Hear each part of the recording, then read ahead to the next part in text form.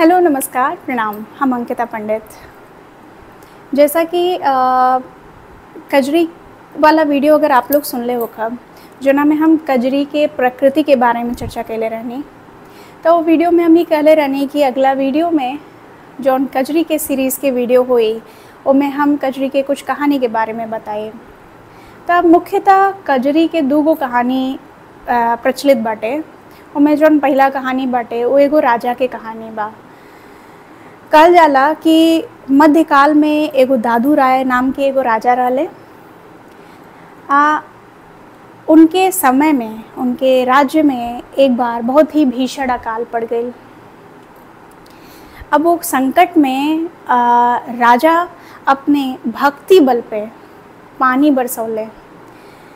और पानी बरसौले की वजह से वो राज्य में उनके जो लोकप्रियता इतना बढ़ल कि वो चरम पे पहुंच गए।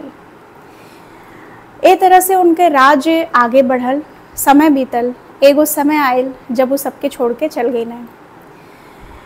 अब दादू राय के स्वर्गवास के बाद उनके जौन पत्नी रहली उनका नाम रहला नागमती। नागमती सती हो गई। उनके सती भइला के बाद जौन राज्य के महिला वर्ग रहला वो शोक प्रकट करे खातिर एगो राग के आविष्कार कैल। वो राग के नाम कजली दिहल गईल। ऐसे कहल जाला कि कजली नाम ऐसे भी पड़ल। कहल जा सकेला कि कजली नाम ऐसे भी पड़ल काहे कि ए राग में आंसू से काजर धोले के कल्पना कइल जाता। तब पहला कहानी में जौन राजा की कहानी रहला वो एक काल्पनिक कहानी के आधार पे कहल जाला कि कजरी के नाम कजली काहे पड़ल। जौन दूसर कहानी प्रचलित बाटे वो एगो सत्य घटना पे आधारित बा। ये कहानी आज़ादी के पहले के समय के बा, जब अंग्रेजवन के राज स्थापित भइल। वो समय अंग्रेजवन के विरोध में जितना लोग भी खड़ा होत रहला वो लोगन के बदमाशन के श्रेणी में खड़ा कर दिया जात रहला। ओकरा बाद से वो लोगन के फांसी पे चढ़ा दिया जात रहला। वो समय अंग्रेजवन के बहुत सारा दलाल भी होत रहला। वही दलालन में एगो नाव मिर्जापुर के मिसिर के रहला।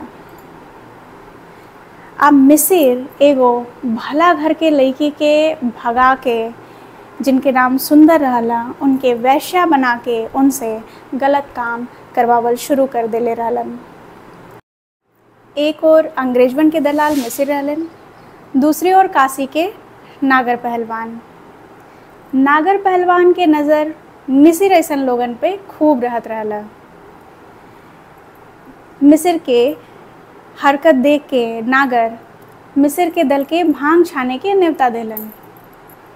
भांग छानल शब्द जौन बाटे ये अखाड़ा से संबंधित बा। अखाड़ा में जब दोनों दल इकट्ठा होला त भांग के पीसल जाला, ओकरे बाद से भांग के छानल जाला और दोनों दल मिलके पिएला। एकरा बाद से वो दोनों दल में भांग छनाइल, फिर पूरी तरकारी चलल।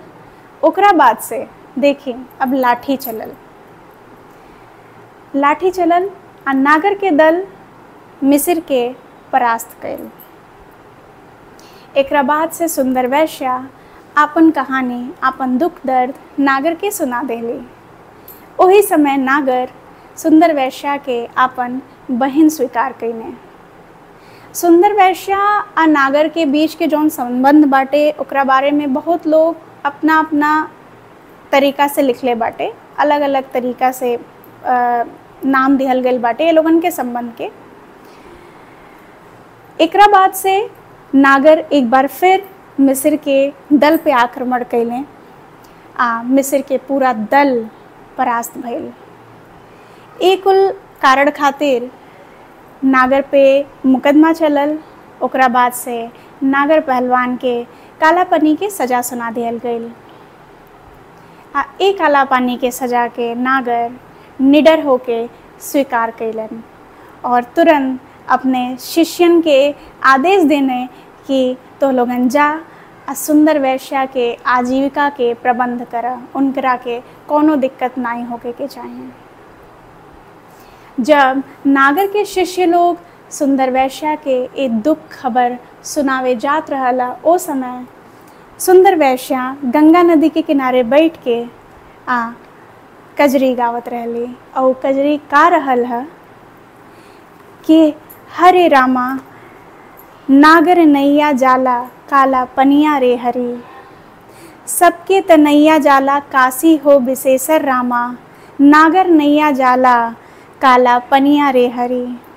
घरवा में रोए नागर भाई हो बहिनिया रामा, सिजिया पे रोवे बारी धनिया हे हरी।